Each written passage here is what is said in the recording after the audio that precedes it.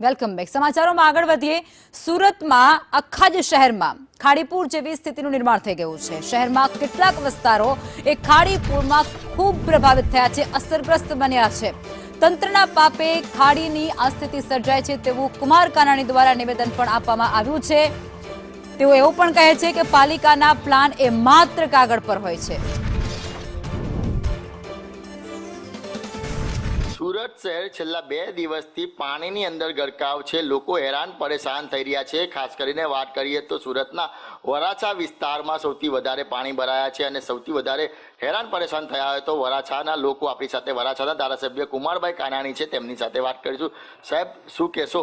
લોકો હેરાન પરેશાન થઈ ગયા, સુરત શહેરને મહાનગરપાલિકાએ ડૂબાડી દીધું, એવું નથી લાગતું? અતિ વરસાદને કારણે ખૂબ મોટા પ્રમાણમાં પાણી ભરાયા છે, એ વાત સાચી છે। પરંતુ દર વર્ષે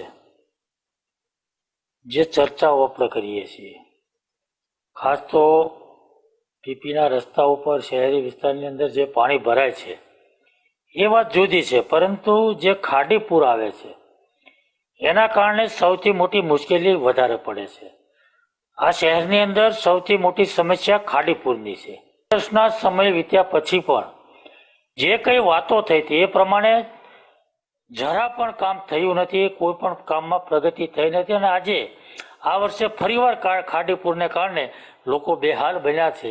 પાણી ભરાયા હતા, પરંતુ વરસાદ બંધ થયા પછી અડધી પોણી કલાકની અંદર રોડ પર